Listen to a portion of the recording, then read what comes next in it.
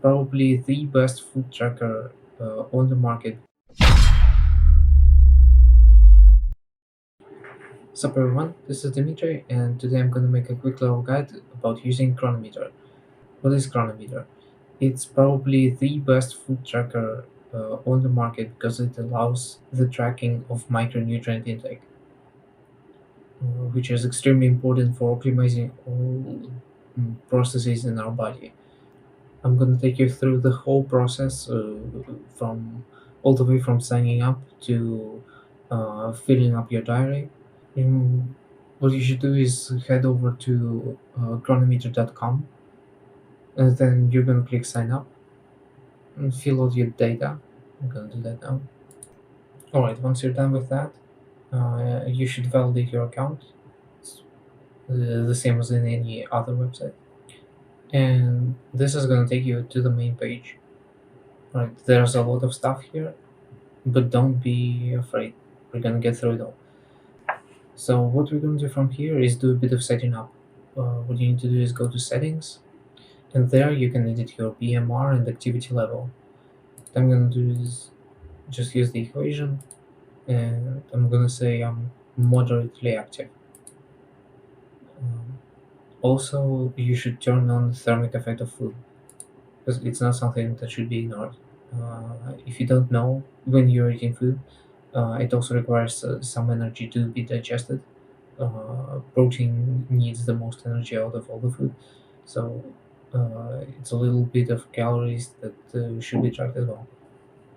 Right, and here you can set your weight goal uh, so that it'll spit out a calorie target for you, or you can put in your custom energy target, which is what I would recommend doing because that energy burned we put in before.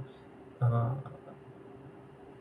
it's highly individual, particularly the BMR and activity level, because nobody knows how really active you are or what your real BMR is. Uh, the only way you can know for certain is if you uh, indirectly measure it by weighing yourself every day and comparing it versus the amount of food that you eat. Alright, you can also set your macro ratios. Uh, they don't really matter, and none of the stuff really matters here. But you can set your custom nutrient targets. For example, what I do is I set my potassium target intake quite a bit higher, and uh, as well as my calcium and magnesium. Your mineral targets will depend heavily on how much you sweat because that's the way your body loses minerals. So if you don't sweat a lot, you will probably need less minerals. It's really a whole other topic that deserves its own video. But if you want to look it up, you could read Vigorous Steve's article about that and his electrolyte ratios. Uh, I'm gonna put down a link in the description below. I will probably go over it at some point.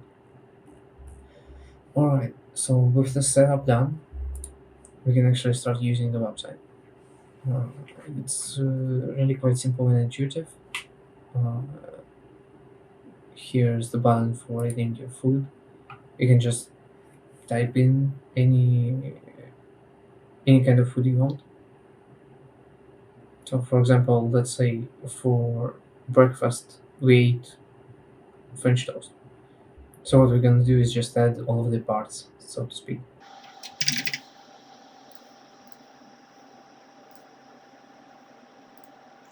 It's kind of important to mention that the website has quite a lot of suggestions for the weight of the food, but I don't recommend using them. I recommend weighing your food yourself because that's the most reliable way of doing it. All right, let's see what we've got. We've got 100 grams of bread, 150 grams of eggs, some whey protein, and olive oil. Olive oil is the oil that you're going to use for cooking. You really should track it as well because let's say we're eating 3 meals a day. 5 grams of oil in every one. That's 130 calories you might not be tracking, thinking that you're in a deficit when you're not. Alright, so we have our breakfast. We can look at the macro composition of it, see how many fats, carbs there are. Um, but more importantly, down here, we can see all the micronutrients that were in it. So let's go through them one by one. So energy is obvious, it's the amount of calories, uh, alcohol, caffeine, water, probably not something you should pay attention to. Carbs.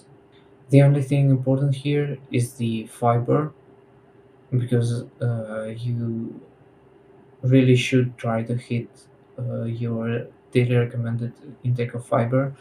It's incredibly important for your digestion, and it keeps the hunger at bay by forming sort of a clump inside of your stomach, distending it uh, and basically sending the signal to your brain that your stomach is full and you don't need to eat anymore. So pretty handy for cutting. Uh, right. As for starch and sugar balance, it's not something that you should really bother about. But limiting your sugars is probably a good idea. Generally, my recommendation is that you should keep the saturated fat to a minimum. Polyunsaturated, monounsaturated fats are generally considered good for you. And something to keep in mind is that if you're not eating a whole lot of fish, you're probably deficient in omega 3, so you should look at supplements or just increasing the amount of salmon and even whitefish that you eat. Alright, uh, as for protein, none of this really matters. Alright, going on to the actual micronutrients. Uh, Generally, I don't think you will be deficient in any of the B vitamins if you eat meat and you're not vegan. If you're vegan, then you probably know better than me. Vitamin A is something that's important for your eyesight and for your skin health. If you're deficient in it, I recommend maybe eating some carrots. They have a lot of vitamin A as well as fiber, so that will just be a great vegetable to include in your diet overall. Uh, uh, as for vitamin C, eat more fruit. That's basically it.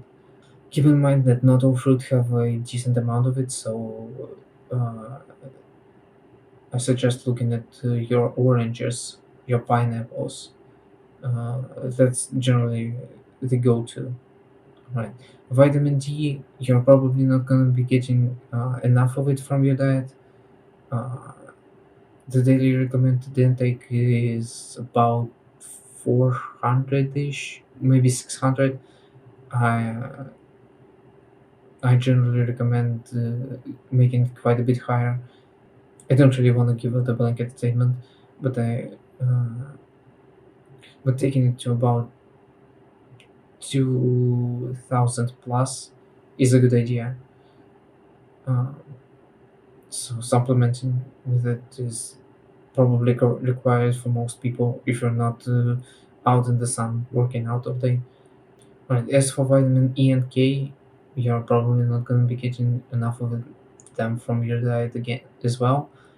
Uh, Something that you can take a look at is spinach. It's really quite high in both of those vitamins as well as many others, and it's pretty high in phytochemicals, and it contains quite a big amount of ecdysterone, which might be directly anabolic, which isn't really backed up by science, but something to keep in mind might be helpful. Uh, oh, and I forgot to mention, if you hover over any kind of nutrient, it will give you a list of possible sources that are rich in that micronutrient. All right, now moving on to your minerals. Uh, Calcium is kind of obvious. Uh, just get it from your dairy, your cheese, Greek yogurt, milk, whatever else. Uh, if you're not lactose intolerant, it's fairly easy to get from your diet. What you might need to look into is supplements with it. It's probably better to split out your dosages throughout the day. So, for example, taking a tablet with every meal instead of taking them all at once. Magnesium is an important mineral that you do not want to be deficient in. Uh, it's the element your body uses to signal the muscles to contract on the eccentric part of the motion. So, if you have optimal magnesium intake, your eccentrics are going to be better, and thus you're going to be able to build on more muscle. Potassium is pretty important. It's used to regulate your heartbeat, as well as used as a. You could think of it as a messenger that signals your muscles to contract and also transmit signals through nerves. Eating potatoes is a pretty good idea if you want to up your potassium intake. And just keep in mind that uh, boiling them might not be such a great idea because all of that extra water will wash out the important nutrients. Consider microwaving them or baking them. And no, microwaving food isn't bad. It's the 21st century. Get in with the times. Zinc is important for testosterone production. So upping your zinc intake is a really good idea. The main source I get my zinc from is ground beef, though any beef will work. Just choose the leaner cuts of beef because you don't want all that extra saturated fat from it. All right, so we're done with the food. I don't think using this website is a good idea for tracking your exercises because it will be wildly inconsistent. Uh, if you're doing 30 minutes of walking, just remember that you did 30 minutes of walking and progress from that. It's um, the amount of calories that this website will say you burned is irrelevant because the website doesn't know how hard you went, how fast you went, uh, and so on. The last button that you should consider using is the Add Biometric button. With that, you can. The only way I use it is tracking weight. There are a bunch of other metrics. Poke around if you want to, but tracking weight is, in my opinion, the only useful feature in here. Alright, so some more advice about tracking food. Uh, Sometimes you might notice that uh, the website doesn't have the particular food you're having, uh, or maybe it does, but the calories are different. What you should do is try to find the closest thing to the food you ate that you can, uh, and match the calories if you know them. For example, say my bread actually had 230 calories instead of 266 per 100 grams. What you can do is just edit it in here and it will adjust the mass accordingly. This is a whole thing unto itself for three main reasons. Labels lie, you might be weighing wrong, and you might just simply have a different product.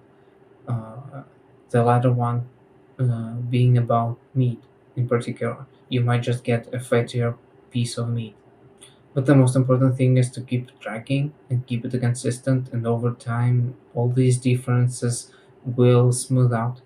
Now, as for some other handy features, uh, there is a button here with three dots, and what I want to talk about is the copy to today function. That's really handy if you're eating about the same food, which you should be doing for consistency. You can just, what you can do is take a past day and just copy it to today. And there it is. That banana that I ate on the 13th is now here as well. Now, what you can also do is copy current day and paste it in any other day that you want. You don't have to fill out every day. It's just a great time saver. Alright, then I think that's it. If you want me to go through my cutting diet or my bulking diet, uh, which is pretty much micronutrient optimized, just tell me. Alright, this has been Dimitri, signing out.